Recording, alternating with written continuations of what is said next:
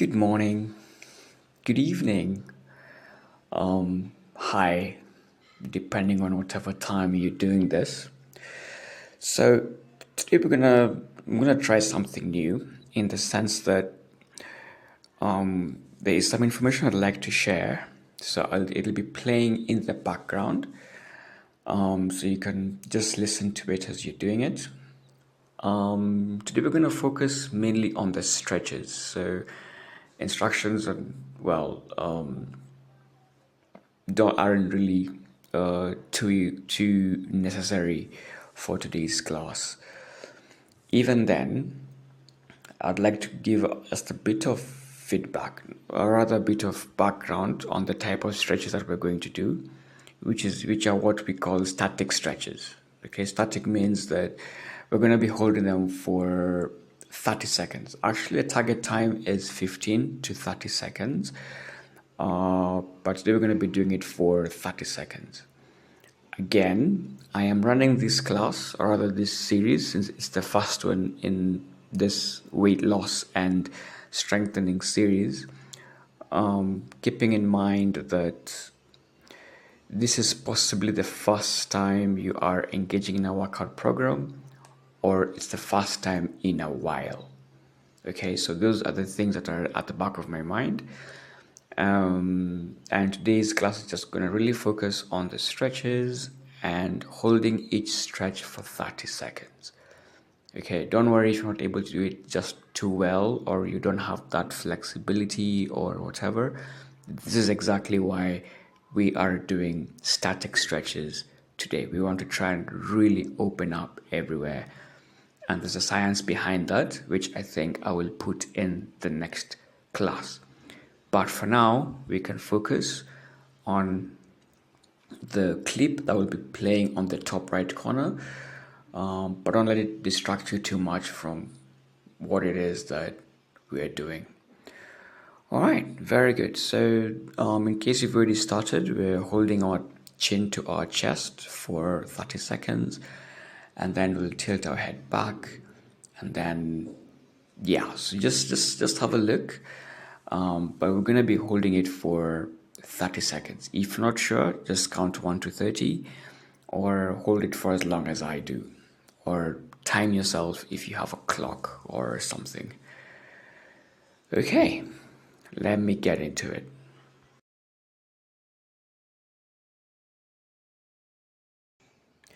Okay, so just a bit of a background to this new series that is being called the Weight Loss and Strengthening series. You will realize that the movements are slow and controlled, and that's on purpose. Okay? The reasoning behind this is that we want to burn as many calories as possible. And how is that done? It's done through energy production, which happens during resistance training. Now, in resistance training, what basically that means is that we're working against our resistance. In this case, the resistance is our body weight. Let me just go through that one more time. So through resistance training, you target your muscles. Okay, so you're doing strengthening workouts. Strengthening workouts produce force. That's what it is. That's what a strengthening workout is. It's you're producing force. Producing force, what does that mean? It means that you're producing energy. You need energy to produce force. And how do you produce energy? Through something that we call metabolism, which is basically burning calories to create energy. Now, the reason why the movements are slow and controlled as opposed to fast and explosive is because the slower the movement, the more force production that you have. Okay, so say for instance that you're doing a squat, for example. You can do 15 repetitions in a very fast motion, and someone else can do 10 repetitions but super slow. So they're doing it in a very, very slow manner. You will find that the person who did it slower has produced more force, or they've used more energy, which means they've burnt more calories. So the slower the movement, the more the force that you use. Now let's get a little bit into the science, just a little bit, not too much. So in your body, you have two main types of muscles. Okay, you have the slow twitch, which are the type 1s, and then you have the fast twitch, which are the type 2s. And the type 2s, you have two of them. Why is this important? It's important because when you're producing force, when you're using your muscles, when you're doing an action, say for instance lifting a 2 kg dumbbell and an 8 kg dumbbell, the 8 kg dumbbell requires more force production. Now, the more force that you need, the more muscles or the more muscle fibers that you're going to stimulate. Do you see where this is going? So, the slower you do it, the more force production that you need, right? And the more work that is needed to be done, the more muscles that you recruit, that your nervous system recruits. So what happens, and the reason why I mentioned the type 1 and the type 2 muscles is because standing upright, doing a gentle walk, those are very low threshold activities. Okay, they're very, very low threshold activities. So they will require the use of the type 1 muscles. The type 1 muscles are the ones that are very endurance based. They don't get tired, they're fatigue resistant, which is why you're able to remain upright for your whole day, which is why you're able to keep up your neck without, you getting tired and, being like this, because those are type 1 muscles. They're very low threshold. They don't need a lot of energy to be used. Now, when you need more energy to produce or to do a certain activity, then your nervous system integrates or stimulates the type 2 fibers. Let me give you an example.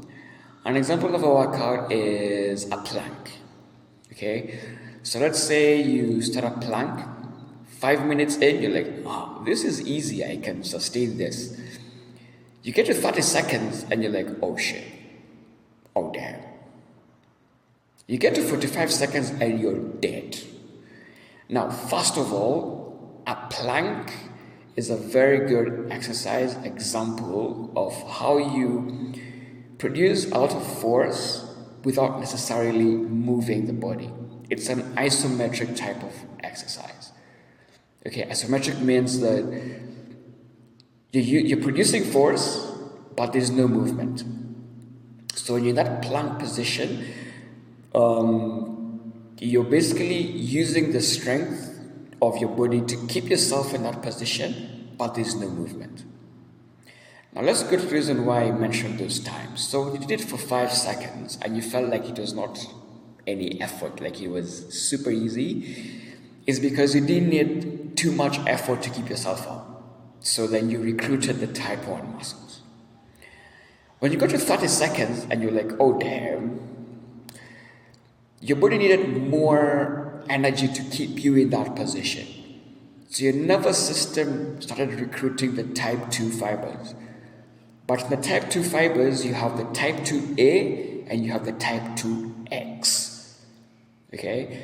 So by the time you're getting to 30 seconds, you're recruiting the type 2A fibers.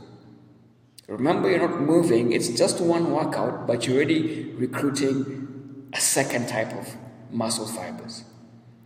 Then you get to 45 seconds and you're dead, you're dying, like what? So again, you're not moving, but you're getting tired. You're using a lot of force to keep you in that position. And that's because now you're recruiting the type 2X fibers. Why is all of that important? It's important because you're using a lot of energy, or you're continuously adding on to the energy that you're using to keep you in that position, which basically means that you're burning more and more calories to produce the energy to keep you in that position. And because you're burning all these calories, that's how you end up, first of all, strengthening yourself, because obviously force production equals strengthening, and you're burning calories. Weight loss happens. And the reason why these workouts are really, really good, as opposed to cardio, the effect of resistance training goes on even after the workout. So 2-3 hours even after you've done working out, your muscles are still producing that energy. They're still feeling the effect. So they're still burning those calories. And hence why these workouts are really, really good if you want to lose weight and you want to strengthen your muscles. Now, if you think or you feel that you want to do cardio instead or HIIT, those could also work. But I thought I'd give you the reasoning behind why we are doing this particular type of workouts and not cardio. At some point, we will get there. Okay, and the reason why I'm producing this in a series is so that we can work our way over there. Because cardio also has its benefits. Improved heart health, a stronger heart, stronger blood vessels, reduced hypertension. Okay, so cardio has its benefits. Okay, but for right now, we're going to focus mainly on weight loss and conditioning, which is going to happen through slow, controlled movements. And the movements are relatively easy, nothing to be scared about. But we're going to be doing them in such a way that we are maximizing on the amount of force or the amount of energy we can get from those movements, from those positions. So that at the end of it, when your legs are feeling like jelly or wherever, then you can know that you have entirely used your muscles, your strength, your everything. Okay, so you'd rather do 5 repetitions of this than 15 repetitions that you just rushed through. And yes, you got in the workout, but the effectiveness, not so much. All right, very good. So that was just a bit of a background to what you can expect from this series. And of course, the takeaway is that we'll be focusing on slow, relatively easy movements, focusing on isometrics or isometric exercises. An example being the plank, where you hold a position. I'm also going to do the plank. But isometric type of exercises are ones that we're going to be doing quite a lot. And then we shall also look at the other two, which is concentric and eccentric movements. Concentric means that muscle is shortening. So if you look at a dynamic movement like a push-up, for instance, the action of taking yourself down and then taking yourself up with control has both elements of concentric and eccentric. So in eccentric, you're lengthening the muscle, and in concentric, you're shortening the muscle. Okay, so we're gonna have those 3 types. We won't exactly have HIIT, at least not yet. And if you prefer to have faster-ish workouts, then you can have a look at the other series I've done on Pilates series. It's still going on, actually. That one is for people who prefer to have the movement's a bit faster and a bit more intense. Yeah, but this is really, really, really good for losing weight and strengthening yourself. And besides, by the time you're done, you'll be feeling like you've done something. Even if you don't feel like you've done something, like you don't, it looks like the movement is very, very easy. Trust me, by the time you're doing it, you'll be like, okay, yeah, that was quite something.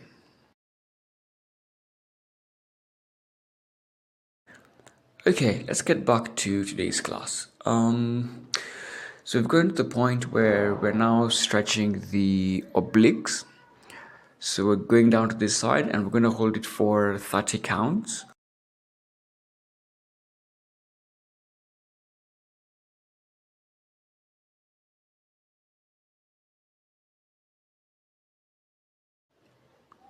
If you've been paying attention, then you'll realize that we started from up, working our way down.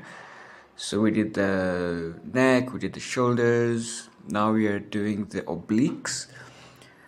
And this is just an introduction to being able to hold a position for an extended period of time. So this is almost like an isometric, but this is also what we usually call static stretching. So holding a stretching position for 15 to 30 seconds.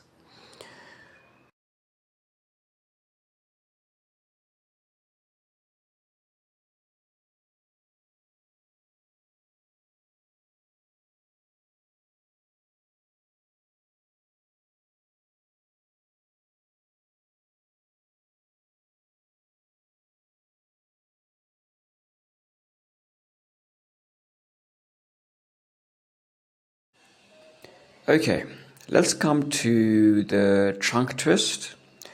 So we're going to twist to one side. You can let go of your arms. And we're going to hold this for 30 counts.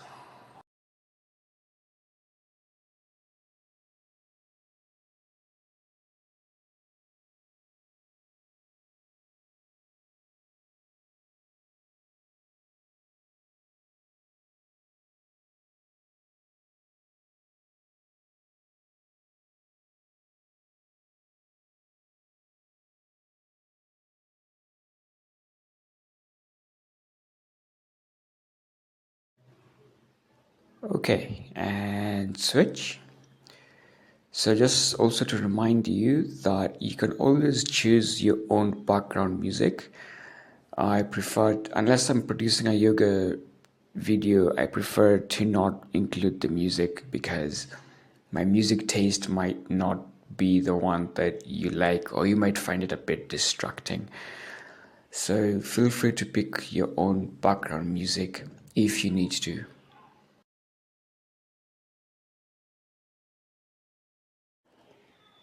All right, let's switch it up again and hold it again for 30 seconds on this other side.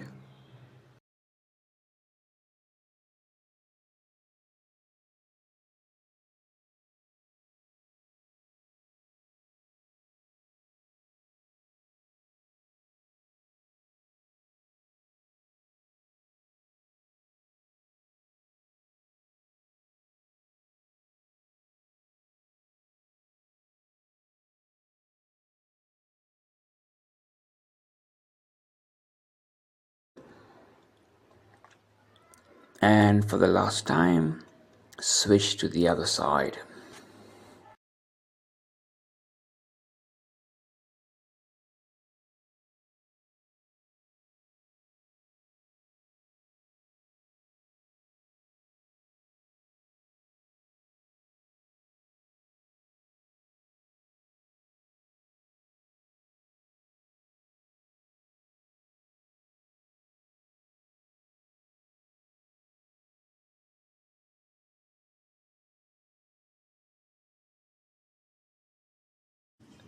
Okay, so we're gonna have our feet just outside the shoulders, so just a little bit beyond shoulder length, width, and we're gonna stretch the hamstrings.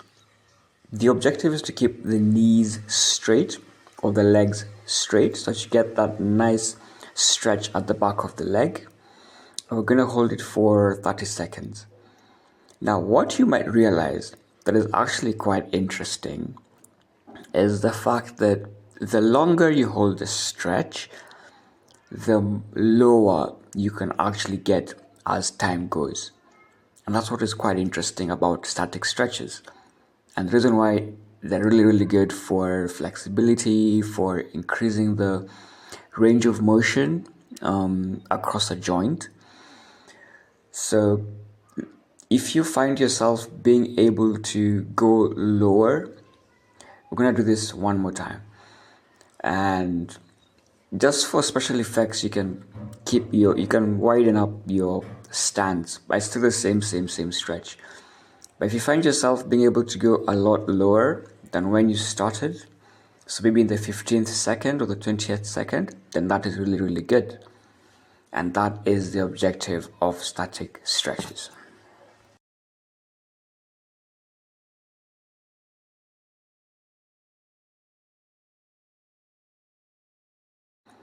It's also why after you do this kind of stretches that you feel like your body is really opening up, because in essence it is.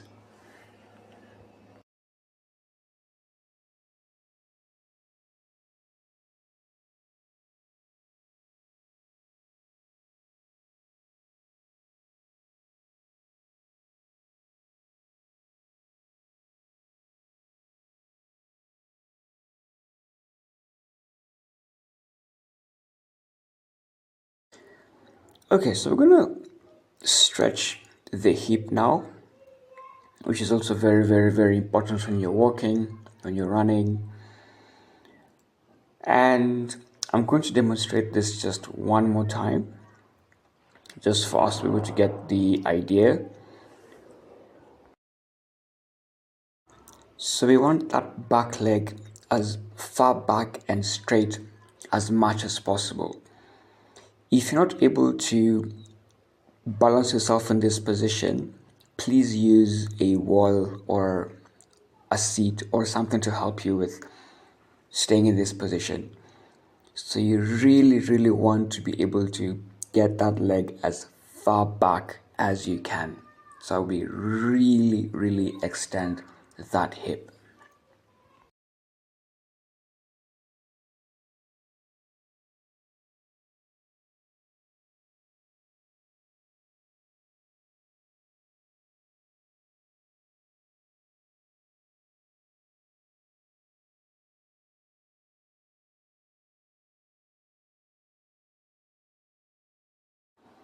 Okay, so we've lowered ourselves on the ground, like so. And the idea is it's a modification of the first one we did, but this time you have the knee on the ground. So you're pushing yourself as forward as you can. So really still getting that nice stretch in your hip. Okay, if you need a bit of support when you're doing this one, you can always choose to have your arms or your hands on the floor, which like so. But the idea is you keep yourself pushed forward so that you have that stretch on your hip.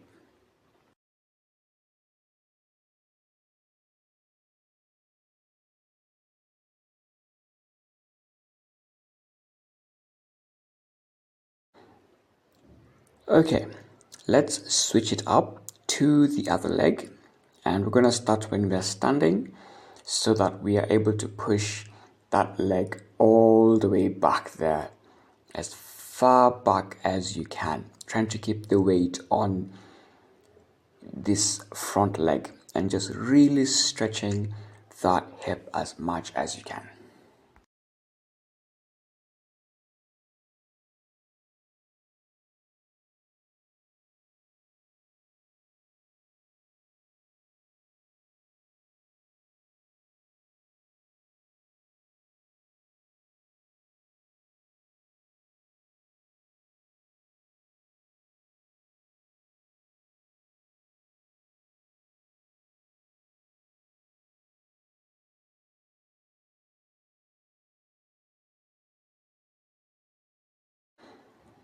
Okay, switch up to the modification where you have the knee on the ground just like we did for the other leg. So push yourself as forward as you can. You should feel as if you're almost doing a split, almost. And you can always choose to support yourself with your hands in case you need to.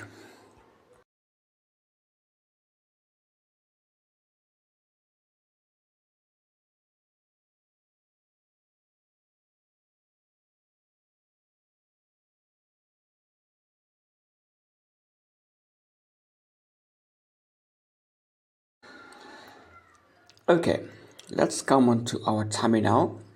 So we're gonna do a half cobra back stretch. So your arms are out in front of you, but you're on your elbows and then you're looking as high up as you can. So getting that nice back stretch over there and just holding it for about 30 seconds.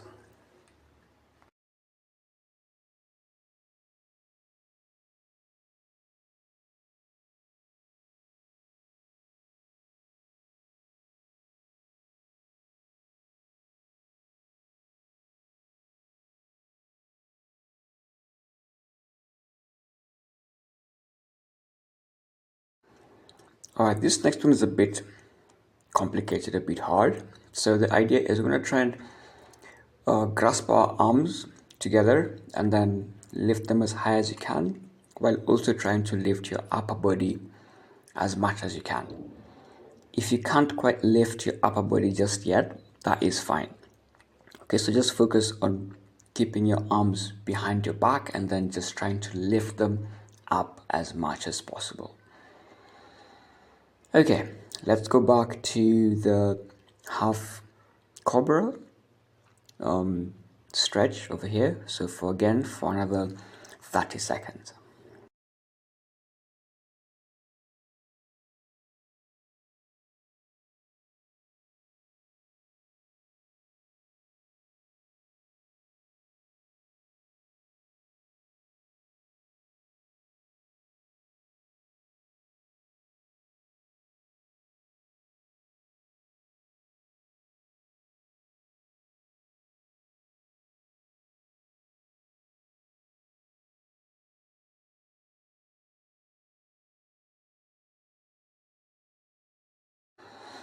Okay, let's come into the child's pose.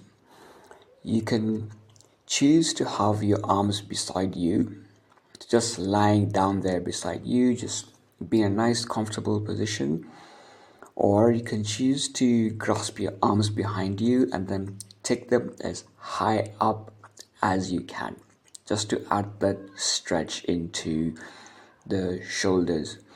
But otherwise, we're in the child's pose position. So do the option that feels better for you.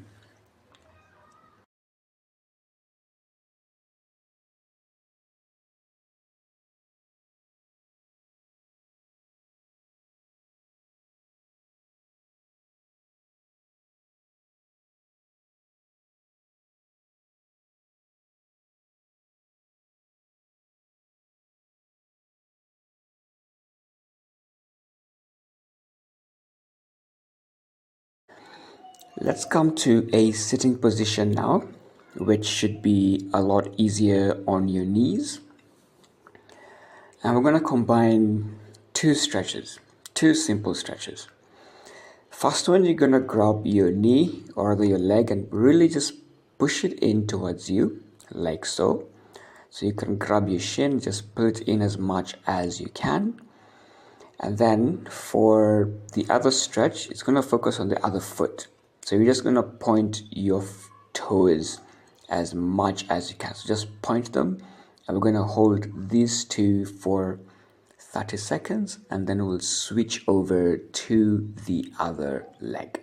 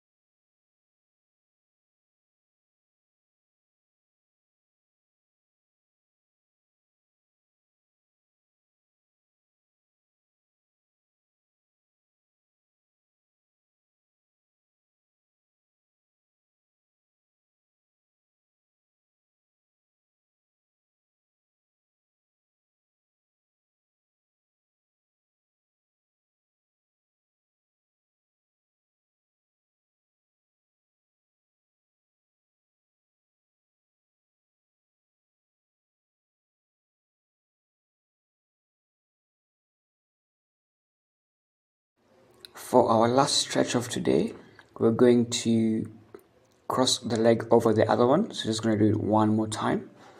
So pick up your leg, cross it over, then grab your shin. For today, we'll grab our shin. Next time, we'll grab our knee, pull it in towards you, and then for your foot, flex it. Since the other time we were pointing it, now flex it. So flex it as much as you can. You should feel the stretch happening on the calf muscles.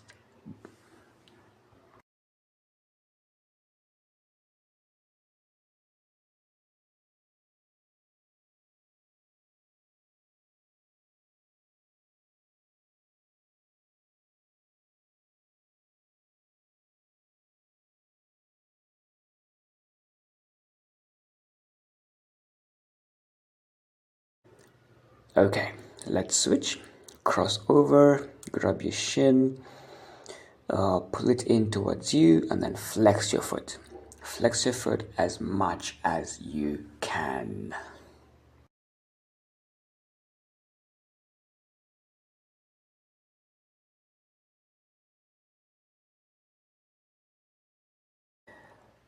So thank you for making it this far. I hope you've enjoyed your fast strength and weight loss class and that the theory made sense, or at least tried to make sense. So be on the lookout for the next ones in the series. And I wish you all the best. All right. Toodaloo.